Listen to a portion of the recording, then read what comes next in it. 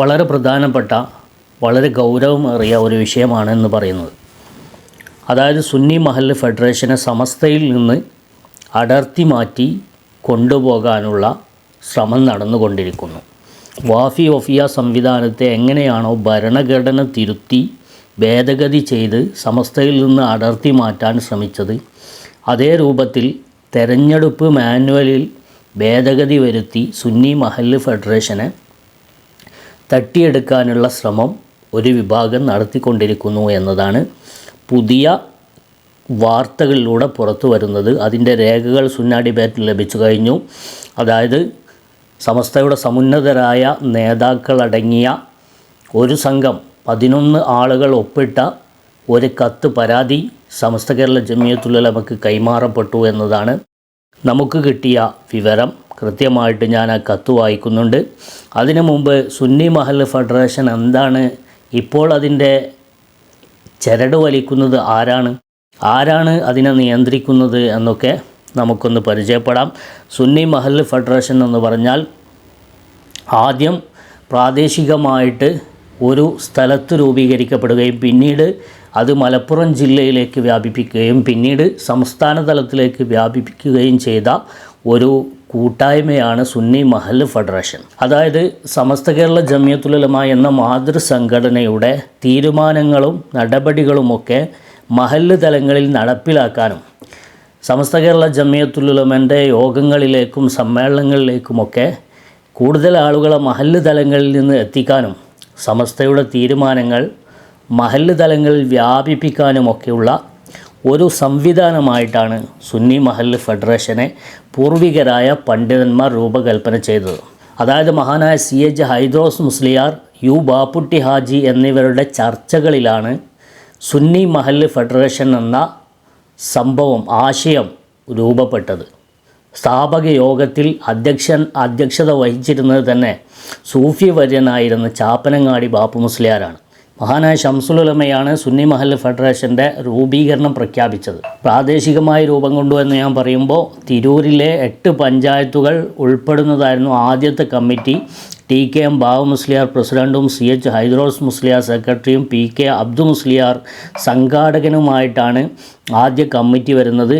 പിന്നെ ഉലമ ഉമറ ഐക്യത്തിൻ്റെ പ്രാധാന്യം ആ യോഗത്തിൽ അംഗീകരിക്കുകയും പിറ്റത്തെ വർഷം മലപ്പുറം ജില്ലാ കമ്മിറ്റി രൂപീകരിക്കുകയും സമസ്തയുടെ ജില്ലാ സമ്മേളനത്തിൻ്റെ ഭാഗമായി നടന്ന ഉലമ ഉമറ കൺവെൻഷനിലാണ് കോട്ടുമല അബൂബക്കർ മുസ്ലിയാർ പ്രസിഡൻറ്റും ചെമ്മുക്കൻ കുഞ്ഞാപ്പു ഹാജി സെക്രട്ടറിയും ബാപ്പുട്ടി ഹാജി ട്രഷററുമായ ജില്ലാ കമ്മിറ്റി രൂപം കൊള്ളുന്നത്.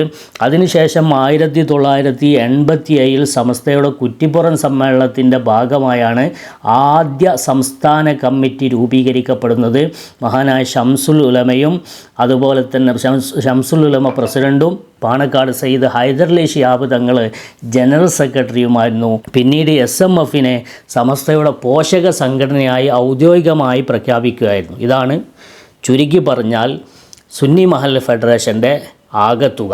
ഇപ്പോൾ അതിൻ്റെ ചരട് വലിക്കുന്നത് കാര്യമായിട്ട് അതിൻ്റെ തലപ്പത്തുള്ളത് ജനറൽ സെക്രട്ടറി ആയിട്ട് U ഷാഫി ഹാജിയാണ്. അതിൻ്റെ വർക്കിംഗ് സെക്രട്ടറി അബ്ദുസമദ് പൂക്കോട്ടൂരുമാണ്. അപ്പോൾ ഇവരാണെങ്കിൽ ഇപ്പോൾ പുതിയ സമസ്തക്ക് റിബലായിട്ട് നളന്ത രൂപീകരിച്ചു. അത് പരാജയപ്പെട്ടപ്പോൾ അതിനു മുമ്പ് ഖാലി ഫൗണ്ടേഷനിലൂടെ സമസ്തക്ക് പല സ്ഥലങ്ങളിലും സമസ്തക്ക് റിബൽ ഉണ്ടാക്കാൻ വേണ്ടി ശ്രമിച്ചു. അതിനുശേഷം നളന്ത രൂപീകരിച്ച് അതു പരാജയപ്പെട്ടപ്പോൾ ഇപ്പോൾ സുന്നി മഹല്ല് ഫെഡറേഷനെ മെല്ലെ അടർത്തിയെടുക്കാൻ വേണ്ടി ശ്രമിച്ചു കൊണ്ടിരിക്കുകയാണ്. എന്താണ് ആ ശ്രമം എന്ന് നമ്മൾ വെളിപ്പെടുത്താൻ പോവുകയാണ്. സമസ്തയുടെ സമുന്നതരായ പണ്ഡിതന്മാരിൽ നിന്ന് 11 ആളുകൾ, അതായത് വ്യത്യസ്ത പോഷക ഘടകങ്ങളിലുള്ള പണ്ഡിതന്മാരും സയ്യിദന്മാരും അടങ്ങുന്ന 11 ആളുകൾ. ഈ 11 ആളുകളിൽ വളരെ പ്രമുഖരായ ആളുകളുണ്ട്. അടിയന്തരമായി സമസ്ത കേരള ജമിയത്തുൽ ഉലമ ഇൻഷാ അല്ലാഹ് അടുത്ത മുഷാവറയിൽ ഈ കാര്യം ചർച്ച ചെയ്യും എന്നതാണ് നമുക്ക് ലഭിച്ചിട്ടുള്ള വിവരം. എന്തായാലും ഈ കാര്യം ജനങ്ങൾ, പൊതുസമൂഹം ഒന്നറിയുന്നത് നന്നായിരിക്കുമെന്ന് കരുതിയിട്ട് തന്നെയായിരിക്കണം ഈ കത്ത് പുറത്തുവിട്ടിട്ടുള്ളത്. അതുകൊണ്ട് ഈ കത്തിൽ പരാമർശിക്കുന്ന കാര്യം എന്താണ് പ്രശ്നം എന്ന്, അതിൻ്റെ ഗൗരവം എന്താണെന്ന് നമുക്ക് ഒന്ന് പരിശോധിക്കാം. 5 പരാതികളാണ് ഈ കത്തിൽ സമസ്ത കേരള ജമിയത്തുൽ ഉലമക്ക് നൽകിയിട്ടുള്ളത്. അതിൽ 3ഉം 4ഉം പരാതികളാണ് പ്രധാനപ്പെട്ടത് ഈ സുന്നി മഹല്ല് ഫെഡറേഷനുമായി ബന്ധപ്പെട്ടത്. അതിൽ 3ാമത്തെ പരാതി, സുന്നി മഹല്ല് ഫെഡറേഷൻ തെരഞ്ഞെടുപ്പ് പ്രക്രിയകൾ ആരംഭിച്ചിരിക്കുന്നു. അതിൻ്റെ മാനുവലിൽ കാര്യമായ മാറ്റം അവർ വരുത്തിയിരിക്കുന്നു. മുൻകാലങ്ങളിൽ പഞ്ചായത്ത് കൗൺസിലിൽ സമസ്തയുടെ കീഴ്ഘടകങ്ങളുടെ ഓരോ പ്രതിനിധികൾ വേണം എന്നുണ്ടായിരുന്നു. അത് ഇപ്രാവശ്യം ഒഴിവാക്കി. പഞ്ചായത്ത് കൗൺസിലിൽ സമസ്തയുടെ കീഴ്ഘടകങ്ങളുടെ ഓരോ പ്രതിനിധികൾ വേണം. സമസ്തൻ്റെ കീഴ്ഘടകം എന്ന് പറയുമ്പോൾ അത് SKSF ആണ്, അതുപോലെ തന്നെ SYS ആണ്, അങ്ങനെ മറ്റുള്ള കീഴ്ഘടകങ്ങളുണ്ട്. അപ്പോൾ ഇവകളുടെ ഓരോ പ്രതിനിധികൾ വേണം പഞ്ചായത്ത് കൗൺസിലിൽ. അപ്പോൾ വളരെ താഴെ തട്ടിൽ തന്നെ നല്ലൊരു ബെൽറ്റാണ് സമസ്ത കൊടുക്കുന്നത്, നിങ്ങൾ മനസ്സിലാക്കണം. അപ്പോൾ സമസ്തയുടെ പിടിയിൽ നിന്ന് ഒരിക്കലും അത് പോകാൻ പാടില്ല എന്ന രീതിയിൽ മുൻഗാമികളായ ആളുകളിട്ട ബെൽറ്റാണത്. അപ്പോൾ എല്ലാ കീഴ്ഘടകങ്ങളിൽ നിന്നുമുള്ള ആളുകൾ ഉണ്ടാകുമ്പോൾ അതിനെ ഒരു വിഭാഗത്തിന് തട്ടിക്കൊണ്ടുപോകാൻ പറ്റില്ല, അല്ലെങ്കിൽ ആശയങ്ങളെ വേറെ എവിടത്തേക്കെങ്കിലും കൊണ്ടുപോകാൻ പറ്റില്ല, എവിടെയെങ്കിലും കൊണ്ടുപോയി കെട്ടാൻ പറ്റില്ല. അപ്പോൾ ഈ ബെൽറ്റ് പൊട്ടിച്ചിരിക്കുകയാണ്. വളരെ പ്രധാനപ്പെട്ട കാര്യമാണ്. നളന്തയ്ക്ക് ശേഷം സുന്നി മഹൽ ഫെഡറേഷന് തട്ടിയെടുക്കാനുള്ള കൃത്യമായ ശ്രമം, ആ മാനുവലിൽ നിന്ന് ഈ ഒരു ഭാഗം വെട്ടിമാറ്റിയിരിക്കുന്നു. സമസ്തയുടെ പ്രവർത്തകന്മാർ വഞ്ചിതരാകാൻ പാടില്ല, ചോദ്യം ചെയ്യണം. പഞ്ചായത്ത് കൗൺസിലിൽ സമസ്തയുടെ കീഴ്ഘടകങ്ങളുടെ ഓരോ പ്രതിനിധികൾ വേണമെന്നുണ്ടായിരുന്നു, ഇത് ഇപ്രാവശ്യം ഒഴിവാക്കി. ഇനി കേട്ടോളി, പഞ്ചായത്ത് പ്രസിഡന്റ് ഒരു ആലിമാവണം ഓർ സയ്യിദ് ആയിരിക്കണം. ആലിമോ അല്ലെങ്കിൽ സയ്യിദോ ആകണമെന്ന ഭാഗവും വെട്ടിമാറ്റി. അപ്പോൾ എന്താണ്, വെറും സാധാരണക്കാരുടെ രാഷ്ട്രീയക്കാരുടെ കമ്മിറ്റി ആക്കാനുള്ള ഒരു നീക്കമാണ് നടത്തിയിരിക്കുന്നത്. എന്നിട്ട് കത്തിൽ പറയുന്നു, വെറും സാധാരണക്കാരുടെ മാത്രം കമ്മിറ്റിയാക്കി ഫെഡറേഷനെ മാറ്റാനുള്ള നീക്കത്തിൽ നിന്ന് അവരെ തടയേണ്ടിയിരിക്കുന്നു. തികച്ചും ന്യായമായിരിക്കുന്ന ഒരു അപേക്ഷയാണ് സമസ്തയിലേക്ക് നൽകിയിട്ടുള്ളത്. അതായത് മുൻ കാലങ്ങളിൽ അതിൻ്റെ മാനുവലിൽ പഞ്ചായത്ത് പ്രസിഡന്റ് ഒരു ആലിമായിരിക്കണം, അല്ലെങ്കിൽ സയ്യിദായിരിക്കണം. ഇങ്ങനെ ആലിമും സയ്യിദും ആയിക്കഴിഞ്ഞാൽ എന്താണ് സംഭവിക്കുക? ആലിമും സയ്യിദും ആകുമ്പോൾ അവർക്ക് സമസ്തയോട് കൂറുണ്ടാവും. അത് പറ്റൂല. അതിന് വേണ്ടിയിട്ട് ആ ഭാഗം, ആ ഒരു മാനുവലിലെ നിയമം വെട്ടിമാറ്റി. നോക്കണം നിങ്ങൾ. അപ്പോൾ ഏതെങ്കിലും രാഷ്ട്രീയ പാർട്ടിയുടെയോ അല്ലെങ്കിൽ ഏതെങ്കിലും ചില നേതാക്കന്മാരുടെയൊക്കെ താല്പര്യങ്ങൾക്ക് വേണ്ടി കൊണ്ടുപോകാനും സമസ്തയുടെ പോഷകഘടകത്തെ ഏതെങ്കിലും ആലയിൽ കൊണ്ടുപോയി കെട്ടാനുമുള്ള വളരെ ആസൂത്രിതമായിരിക്കുന്ന ശ്രമമാണ് നടത്തിക്കൊണ്ടിരിക്കുന്നത്. ഇതാണ് വളരെ പ്രധാനപ്പെട്ട കാര്യം.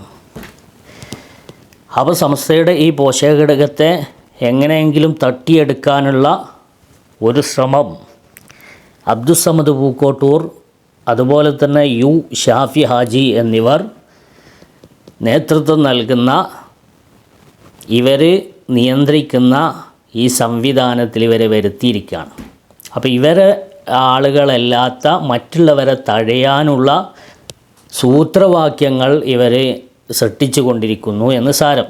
മനസ്സിലായിട്ടുണ്ടാവുമല്ലോ, അന്നം തിന്നവർക്ക് കാര്യം മനസ്സിലായിട്ടുണ്ടാവുമല്ലോ.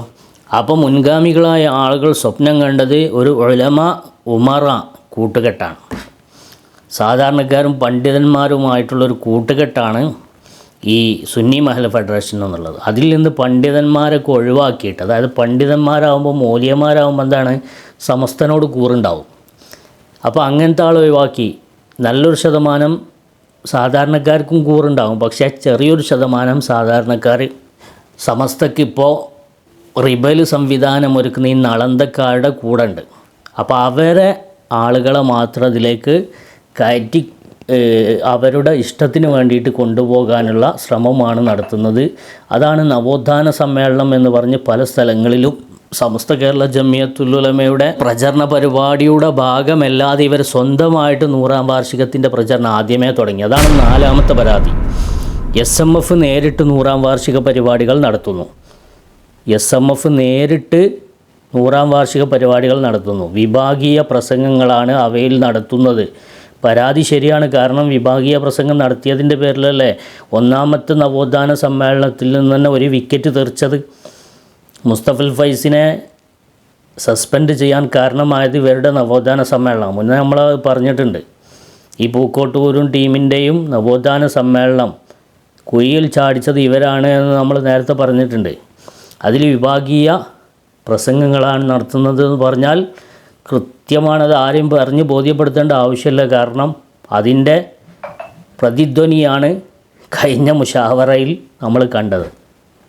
ഇത്തരം പ്രശ്നങ്ങൾ ഒഴിവാക്കാൻ 100-ാം വാർഷിക പരിപാടികൾ ഏകീകരിക്കുകയും സമസ്തയുടെ കീഴിൽ മാത്രമായി നടത്താൻ വേണ്ടത് ചെയ്യുകയും വേണം. ഇതാണ് പരാതി, ഇതാണ് നിർദ്ദേശം, സമസ്ത കൊടുത്തിട്ടുള്ള അപേക്ഷ. അപ്പോൾ ഇത് തികച്ചും ന്യായമായിരിക്കുന്ന ഒരു അപേക്ഷയാണ്. അപ്പോൾ ഇവർ ഒറ്റയ്ക്ക് നവോത്ഥാന സമ്മേളനം കൊണ്ടുപോയി നടത്തുക, എന്നിട്ട് അവർക്ക് ഇഷ്ടമുള്ള ആളുകളെ ക്ഷണിക്കുക, അവർ വിഭാഗീയ പ്രസംഗങ്ങൾ നടത്തുക. അതിൻ്റെ പേരിൽ സമസ്തൻ്റെ മുഷാവറയിൽപ്പെട്ട ചില ചെരിഞ്ഞ ആളുകളെയും വരെ കൊണ്ടുപോയിട്ട് ഇവർ കുഴിയിൽ ചാടിച്ച്. ഇപ്പോൾ ഇവർ സേഫാണ്. അങ്ങനെ പല തരികിടെ സമസ്തക്ക് പരിക്കുണ്ടാക്കാൻ പല തരികിടെ. ഇവരുടെ ഉദ്ദേശം ഒരിക്കലും സമസ്തൻ്റെ 100-ാം വാർഷികം വിജയിക്കലൊന്നുമല്ല, ആരും തെറ്റിദ്ധരിക്കണ്ട. ഇവർ സമസ്തനെ എങ്ങനെ സമൂഹത്തിൻ്റെ മുന്നിൽ അപകീർത്തിപ്പെടുത്താൻ എന്തൊക്കെ പറ്റും, അതിനുള്ള ശ്രമങ്ങളാണ് ഇവർ നടത്തിക്കൊണ്ടിരിക്കുന്നത്. അപ്പോൾ അത് തിരിച്ചറിയണം. ഇൻഷാ അല്ലാഹ് സമസ്ത കേരള ജമിയത്തുൽ ഉലമ ഈ പരാതി ചർച്ച ചെയ്യുകയും അതിന് ഉചിതമായ നടപടികൾ കൈക്കൊള്ളുകയും ചെയ്യും എന്നാണ് നമ്മൾ പ്രതീക്ഷിക്കുന്നത്. കൂടുതൽ പരാതികൾ സമസ്തയിലേക്ക് എത്തിക്കൊണ്ടിരിക്കുന്നുണ്ട്. അപ്പോൾ സുന്നി മഹൽ ഫെഡറേഷൻ അങ്ങനെ നളന്തുണ്ടാക്കിയ ആളുകൾക്ക് വിട്ടുകൊടുക്കാനുള്ളതല്ല.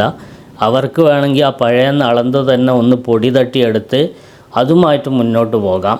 അല്ലാതെ സമസ്തൻ്റെ ഒരു കീഴ്ഘടകത്തെയും നിങ്ങൾക്ക് ദുർവിനിയോഗം ചെയ്യാൻ, അല്ലെങ്കിൽ സമസ്തക്കെതിരെ നിങ്ങൾക്ക് കൊടികെട്ടാൻ, കൊടി നാട്ടാൻ ഒരിക്കലും സമസ്തയുടെ ഒരു കീഴ്ഘടകത്തെ സമസ്തയുടെ പ്രവർത്തകന്മാർ നിങ്ങൾക്ക് വിട്ടുതരില്ല എന്ന് ഞങ്ങൾ ഉറക്കെ പ്രഖ്യാപിക്കുകയാണ്. അത് തീർച്ചയായിട്ടും സമസ്ത തടയിടും.